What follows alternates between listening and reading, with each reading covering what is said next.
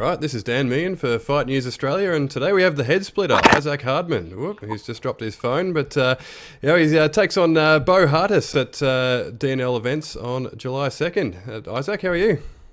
Yeah, good mate. Thanks for having me on and having a chat. No worries at all. Thanks for coming back on. Now, commiserations to all the ladies out there, but for those who don't know, the Headsplitter is now a married man. So, how did the wedding go?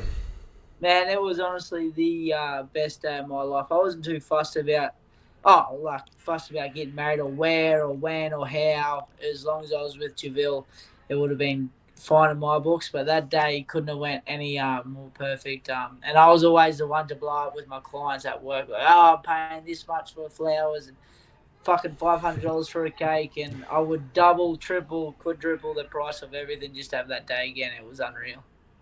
Unreal, awesome. Now, good to hear. And saw you skipped your honeymoon in Fiji to get back into camp and fight on July 2nd. So, how on earth did you kick that one into play? Shit, I've got to clarify that with everyone because she's the one that got those wheels in motion for me.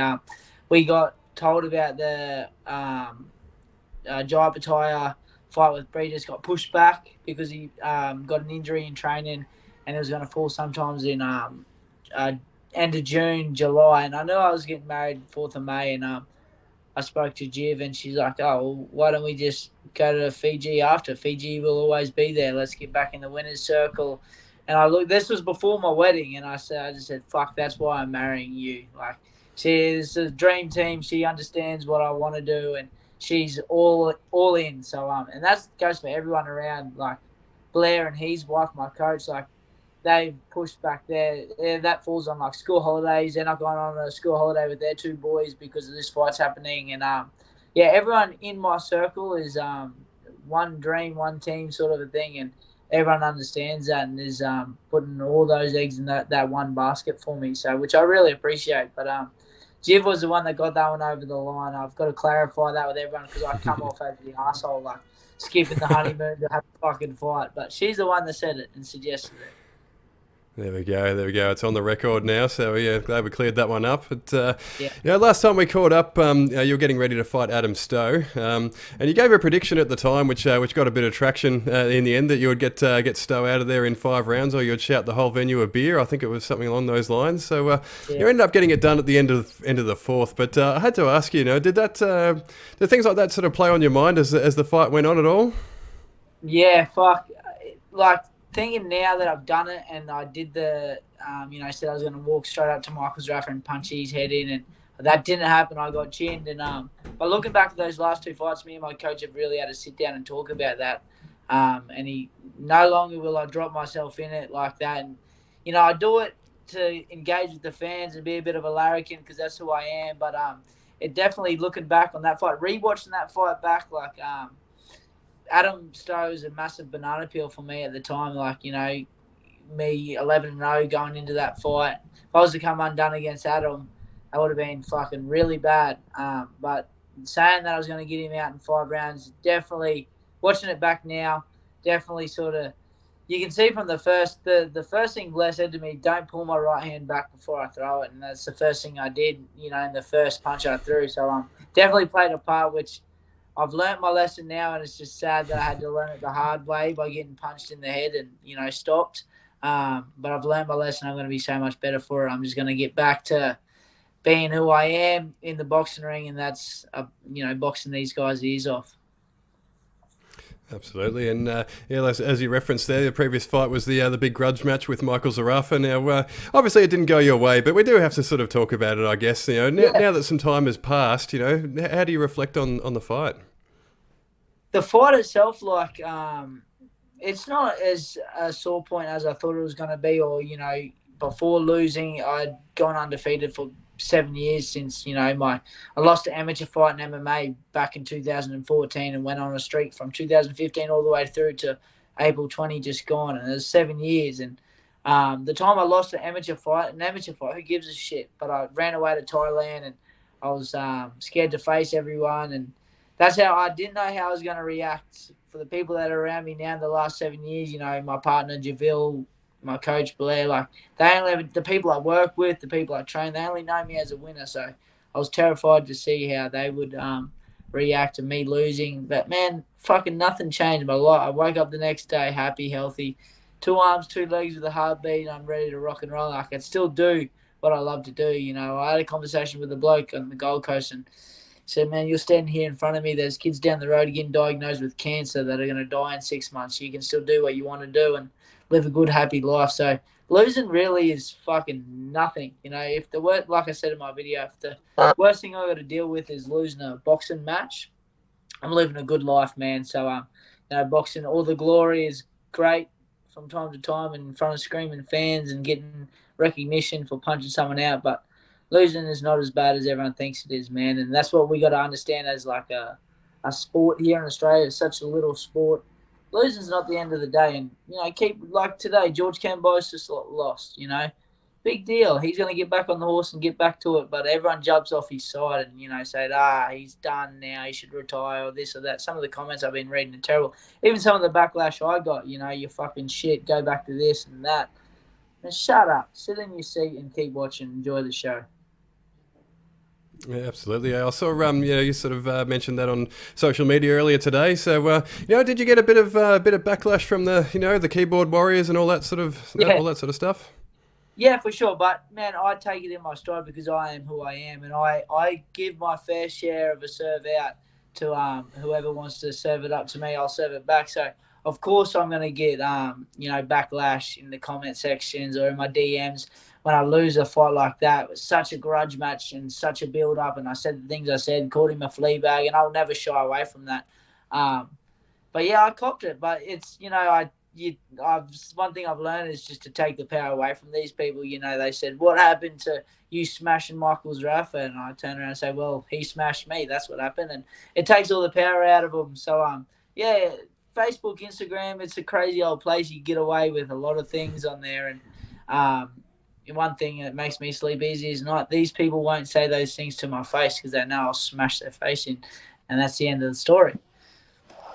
Absolutely, and going into the Zerafa fight, like you said before, you're an undefeated fighter. You're, I think, 9-0 in MMA, 12-0 in boxing. So, they say that you learn more from a loss than you do from a win. So, what did you learn from that one, and that you'll take into future fights? Yeah, definitely. You definitely learn. It's fucking a shit way to learn. That's the only thing is like losing. It's a really shitty way to learn. It'd be good to not take the L, but learn the same lessons, but it never happens like that. And I learned a lot from that fight. Learned that I don't have to, brain everyone in the first 3 rounds or highlight every single person I come up against and, have these devastating KOs. That'll all come off the back of my, good boxing skills. And the one thing that pains me the most is, I was so close to changing the narrative of being this MMA fighter crossing over to boxing just with this big right hand and punching power. I was so close to changing that narrative. And then, when you look back at 2021, my performance against Mark Lucas, Robert Berridge, E-Man, the Adam Stowe one wasn't that flash. But those 3 months previous to that, I showed great boxing IQ and good skills in the boxing ring. And I was so close to changing that story about being the MMA fighter. And I walked up like a dumbass and got chinned, people are just going to ride that horse all the way home now, Like we said, you're just the MMA fighter that come over to boxing with a big right hand. But, man, I've learned a lot. Like I said, I learned that I don't have to highlight everyone in the first 2 rounds. I set my shots and take my time, and patience is probably the biggest thing I'll get out of that, and dealing with my emotions because, there's no secret. I'm an emotional guy when I stand for certain things, and some of the things he said previous to that fight, like the racist card, that got to me. And still now sitting here thinking back, in that time I felt like, it's not going to affect the way I fight. It definitely did. And the last thing I said to Blair right before I went out is, I'm going to walk straight up to this bloke and punch his fucking head in till he falls over. And that's essentially exactly what I did. I walked straight up to him without throwing a jab, without moving my head, and tried to punch his head in, and it didn't work. So, I'll be so much better for this. It's just fucking annoying that you got to take the L to get better and progress forward. But again, another thing that sits well with me is I've learned that lesson now, 12 fights in against someone who's top 10 in the world, overall on BoxRec, had 34 fights compared to my 12. I'm known here in Australia in the Australian boxing scene, but I'm a grain of salt in the ocean on the world stage. So for me to learn that lesson now and make those adjustments, I don't get kicked to the curb because I'm not even on the world boxing scene just yet. I'm sort of just tiptoeing in, and now I'll make those adjustments. And when I get there, I'll do it right, and then I'll get all my credit then. Absolutely, and yeah, kind of like you referenced there, it was one hell of a build-up to the fight. But you guys seemed to bury the hatchet in the ring afterwards, which was kind of an unexpected scene for a lot of us. You know, have you had any sort of interactions with Zerafa since? And do you think next time around it'll be a bit of a different build-up? No, like he reached out to me the next day. Man, there's no secret that was a fucking massive grudge match. I don't like. I'm not friendly with the guy. I wouldn't go out and have a beer with him or dinner. But there's no way when I see people lose, in the UFC or MMA, Australia, boxing, whatever. There's nothing worse than a bad loser to me. Like that's just. And like it's different if it was a close decision and you got robbed and stuff like that, or you really felt like you won the decision and didn't go your way, have a blow up then. But man, the way I lost, I got beaten fair and square, and to take it on the chin in that moment, the heat of that sort of emotion, and with the arena there so volatile and so many things were going on. I had my wife there, and Blair's son there. If I was to say one wrong thing or say something that one person didn't agree with and the person next to him in the crowd didn't agree with that place could have erupted. I don't know if you were there, but the feeling inside that arena was really volatile, and we had a real uneasy feeling going into that as a team. And the people I had in the back room I don't normally have. I had this big support crew from Melbourne, and there's some heavies there, and yeah, man, it was just a crazy old feeling and something I don't ever want to feel again. Because it could have toppled on its head. It could have been news the next day, the morning after, and that's something we don't want for the sport, is like a brawl breaking out. My wife could have got trampled, or Blair's son, and stuff like that. So as far as burying the hatches with Michael Zerafa, I don't dislike him. I disliked him in the lead up to it. I wouldn't have a beer with the bloke. I wouldn't have dinner with him. He says we're friends now. I'm not mates with him. I'm not really mates with many people. I've got my 5 mates at work. But I respect the guy's boxing skills, and I always said that in the lead up to. I respect what he's done. So yeah, kudos to him. I hope he goes on to fight Falco for an IBF world title, and he gets his recognition too, and propelled back in the limelight, because he dusted me up, and I'll fight my way back to a position where I can hopefully get in the ring with him again. And because anyone that's sparred with me or seen me spar, there's a lot of people that have seen me spar with Tim Tszyu and the likes of those type of people. It's easy to see that wasn't me that night, and I'm not making any excuses, but that definitely wasn't. That was like a shell of myself, 10%. Anyone of my previous opponents would have chinned me that night if I fought like that, so which I did. But I'll get that one back. It's all good. Absolutely, and how far off do you think a shot like that might be? Do you have sort of a timeline or a number of fights in mind before you sort of get back to that level? Man, I'd like to punch out 3 more here. The end of this year and the next 6 months. I've got one July 2nd,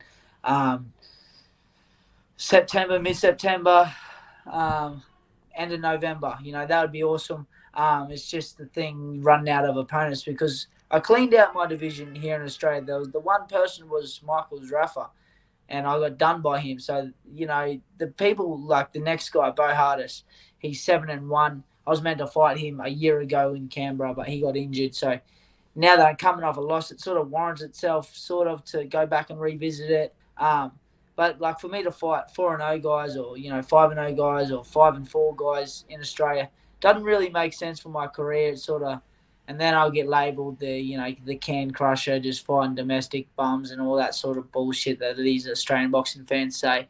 I want some imports, maybe. The guy like Andre McCavillage is fighting. He's getting flown in from Argentina or something like that, and he's a stable mate of mine. He's with the D&L Events, so they have these resources to get these imports in. So swing me a few of them, 2 of them, and I'll get back on the winning scene. And because I'm still ranked with the IBF at number 12 and the WBO at number 13. So I'm still in the picture. It's just it's a sort of a hard sort of map to sort of road to map out for the next 3 fights. Yeah, absolutely. But as you mentioned there, the opponent on July 2nd is Beau Hartas. And how do you view the matchup with him and what he brings to the table? Yeah, man, I haven't seen him fight. I've heard he's had a good amateur career. A few people in my inbox have slid in and said, he'll come and fight you for sure. He's been out for a little while. He's had a baby by the looks of it. Someone said he's had a kid and that's why he stepped away. So he's got some. He's obviously motivated to get back in there and have a crack again. I don't know how old he is. Probably looks around 28 to 32ish. So he's not 40 or anything like that. He's got a winning record.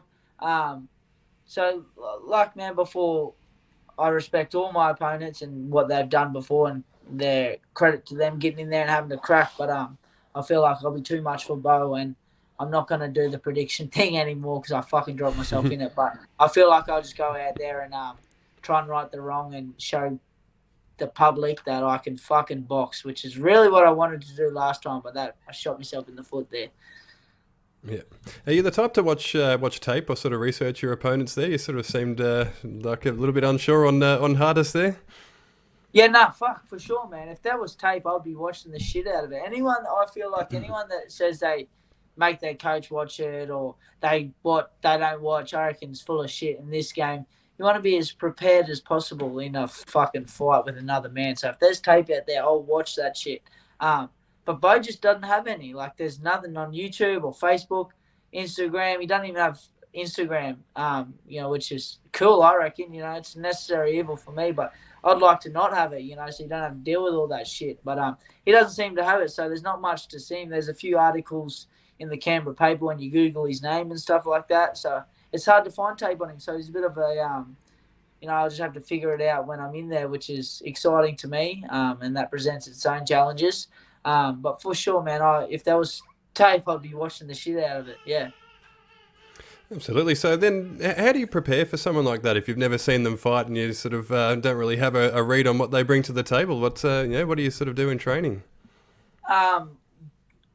Get better at what I need to get better at: moving my head, moving my feet, punching combinations, and just sort of how do I prepare for both? Like I said, just doing what I need to do better and get better at me, sort of thing. And this is probably the perfect timing and, coming off what I come off, Michael Zerafa and dropping myself in. I just get to, scale it all back, peel it all back and just get back to my roots of what got me from, 1 to 11. My first fight up to E-Man fight was flawless, I only started, voicing my opinion, 8 fights in after, the Australian title and stuff like that, sort of standing on my own feet and saying what I wanted to say, which I'll always do. But from 1 to 11, I just got in there and flew away with my coach. It was just me and my coach in a hotel room talking about fighting, going and wrapping my hands, warming up, fighting, going home. And not all the glitz and the glamour and the meetings with sponsors and all this other bullshit that comes with it, which I understand is a part of the game. That's just something I'll have to get better at juggling, in the lead up to fights and stuff like that. But, man, I just do me for this fight, and then we'll see what happens.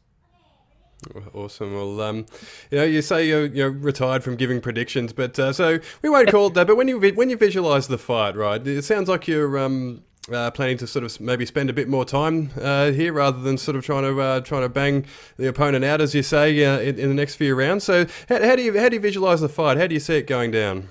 Man, I want to come out, throw a good stiff jab, work behind a good educated jab, use my feet, cut off the ring like a real boxer, make him miss his shots, hit the body, hit everything, high and low, make him, and then off that the knockout will come, and I'm sure it will. I'm just not going to give you a round or a time or what hand or what punch. I just want an educated, flawless performance. People will sit there and, old mate will knock his mate and go, this is that dickhead that said he's going to chin Zerafa and he got done in 2. Let's see him tonight. And they finish the fight and they go, fuck, that kid can box. I didn't expect that. That's the reaction I'm going for. come July 2nd, and then I'll sit back and watch Jai Opetaia win his world title. Yeah, absolutely. And I was going to say we've got to get one prediction out of you before we wrap up here. So yeah, how's the main event going to go down? Jai Opetaia versus Maris Breedis. I think Jai is way too slick, way too hungry for this guy. Breedis has done and had his go. Jai's, I seen him in the media today talking to Megan Barnard, and he just seems zoned in. It's his turn. He's been chomping at the bit for this. I think he slicks southpaw. I think he goes through and in a tough fight wins a close decision and new world champion Jai Opetaia. Brilliant. Well, Isaac, before I let you go, do you have any sponsors or anyone you'd like to shout out? I'll hand the reins over to you. Just my beautiful wife for letting me get back in the ring so soon, and my amazing coach Blair Studley and everyone that supports me at Nitro Boxing. And if you do want to be a part of this world title friggin' undercard, get in touch with me. I need sponsors. Let's go. There we go. So, Isaac, thank you so much for stopping by once again, and all the best on July 2nd. Thanks, mate. Much appreciated.